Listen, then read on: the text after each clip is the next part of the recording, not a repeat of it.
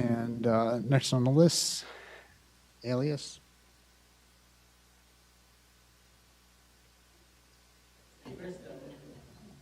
They're doxing me. I put my name down as Alias. Thank you. What's up, guys? Do you remember this guy right here, AJ Benz? He's the one that did a rant because he got mad that I said he looked like a character out of the Indiana Jones movie. Well, he's back, folks. This time he does another rant, but you're not going to believe who he goes after. In this video, Christo, Jersey Watcher, is getting ready to speak at a public meeting. Christo has already proved to the board members that he doesn't have to give his name. So he puts his name down as Alias, and they keep calling him Elias, which is kind of hilarious. But as Jersey Watcher is walking up to the podium, AJ Benz decides to shout out his name and dox him. Before we get into the video, I'm going to show you AJ Benz's little rant. So without further ado, folks, here's your video. Alright, what's up, guys? So, quick update. I'm supposed to get my phone. It's delayed. They're making some bullshit from the FedEx Express company on Raritan Center down the street where I live. They knocked on my they said they knocked on my door, and they also said it was unsafe to mark the delivery. Mind you, there was no signature required. So why I don't have my package in my hands? Why I don't have my new phone in my hands? Because FedEx wants to do what FedEx wants to do, and I'm sick and tired of it. I used to work with them, and that's why I stopped working with them, because they like to lie, they like to throw packages and doing all the bullshit and get customers upset, and then I have to call the police for theft. I'm not playing anymore. I want my package, FedEx. You stop playing with the consumer. Stop playing with the insurance money that is shipping my phone. Stop. Oh, you are not subscribed. Do it now or get off YouTube, bitches. They're doxing me. I put my name down as Alias. Thank you. I'll Am I recognized? request name and address. Why are you requesting my name and address when it's against New Jersey state law? Am I recognized? You're recognized. Thank you. Again, here we got the metal detector out here. I believe the metal detector's out there because the councilwoman was killed. So the Sayreville councilwoman was killed. The judge's son was killed. Yet you're still asking for people's name and addresses. Not only you're violating your oath of office, you're violating New Jersey state law. Lawyer, why are you allowing the council president to violate New Jersey state law? Can you answer that for me? Why don't you get out all your questions and then we'll respond. You don't even know how to be council president. The state of the address is coming up the 28th. The last time I was here on the state of the address, making my normal public comments, you had Mr. Coyle over there kept on having the police surround me for no reason. Can I come in to the next meeting without fear of being surrounded for no reason, sir? Thank you. The definition you gave for rebuttal is not even the real definition that we have here in Edison Township. The one that you stated sounds more like the rebuttal for the Board of Education. You can make a rebuttal here. The rebuttal that you can make here is it can be on public comments and public comments on the resolutions. And that's just how it is. And then you say you can remove people who are so-called out of order. The last time you told me I was out of order 5 times, but I wasn't out of order. So makes no sense to me. If these officers come here, their children come here to want to speak at the podium, they don't have to give their name and address, but you're coercing them to give their name and address. You're threatening to violate people's First Amendment right if they don't give up their Fourth and Fifth Amendment rights. Why is that? Lawyer, can you explain that to the public? Can't explain what you just said, no. I'll tell you again what I just said. Their children don't have to come up here and give their name and address, but if their children were to come up here and try to speak, your council president would coerce them to give their name and address. So what I'm saying is he's willing to violate people's First Amendment rights if they don't give up their Fourth and Fifth Amendment rights. It never made any sense to me. Given this year, he's allowing me to go through, but last year I made sure to give my name each and every time because I knew what the conspiracy was. You were going to order them to remove me and claim I was violating some BS law that I'm not even violating. How much time do I have left, Marlena?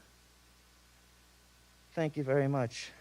So a judge's son was killed, a Sayreville councilwoman was killed, and you're putting not just Edison residents at risk, but anyone that might come from Edison, that their family member might be a police officer, prosecutor, and a judge.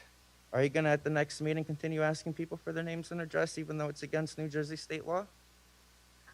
Are you aware when you rebroadcast the cop's name and address right there, you've 100% violated the Daniels law because you're rebroadcasting on a government website? Edison TV is a government website, is it not? Lawyer, is Edison TV a government website? How much time do I have left, Marlena? Well, minute and a half. God bless America. Your law office keeps denying all my legitimate records requests. Absolutely ridiculous. I ask that you cease and desist when I come to the next meeting on the 28th, that when I start speaking to Mayor Sam Joshi, that you don't say it has to be on the budget.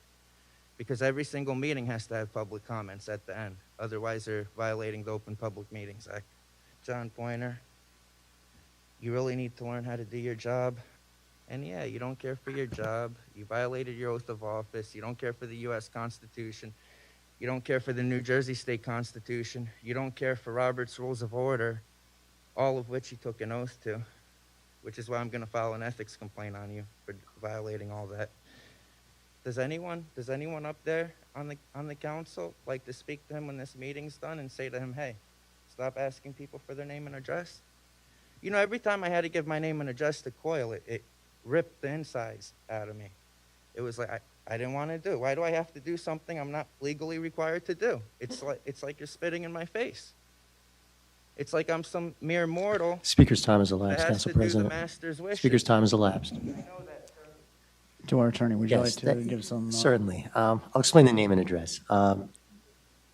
In any council meeting across the state of New Jersey, we ask for the name and address of the speakers, mostly for the clerk, because the clerk has to create minutes of this meeting, and we like to have a record.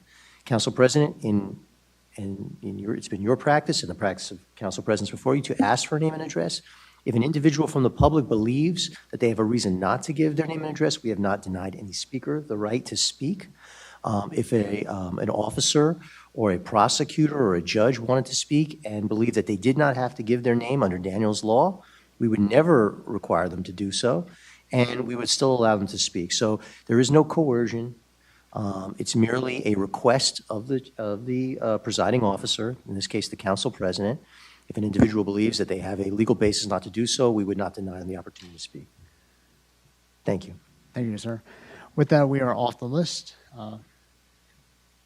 You've heard of what happens in Vegas stays in Vegas, right? Well, if you're a government official, what happens in government stays in government. They don't want you to know the facts, folks. But the truth of the matter is, everything that people in government are doing should be public knowledge. But it isn't always like that. Government's always trying to hide the wrongdoings. There's always a misappropriation of funds going on somewhere, and people want answers. A lot of times, these city council meetings is the only place one can go to be heard.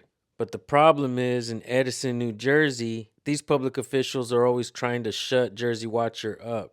What do when he doesn't shut up? They try to use the cops to harass him. They find petty-ass things to charge him with, and they want to hinder his ability to post on social media.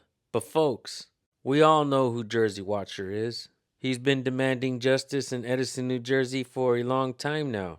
His YouTube channel has over 33,000 subscribers. He's standing up for the people of Edison, New Jersey. He's making sure the funds aren't being spent on dumb things like dead flowers. Just ask Joe the Florist Coyle. We all need to know which companies are getting the contracts with the government in our communities, folks. We need to make sure that they're not just friends of the politicians. We need to make sure that everybody has a fair chance to do some work for the city. The city manager and the city attorney are always in cahoots, and they're the ones that write up the contracts and pay out government funds. If we don't ask questions, how will we ever know, folks? With that being said, make sure you guys are going to your city council meetings, ask questions, If you guys do and you have videos, send them to recordpolicenow@gmail.com. We'll try to highlight your channels. I think this is the next level of First Amendment auditing, and I think we the people are onto something. So let's keep it going, folks. You guys go subscribe to Jersey Watcher's channel. You could find him on Edison TV YouTube channel, and he will be posting on his YouTube channel pretty soon as well.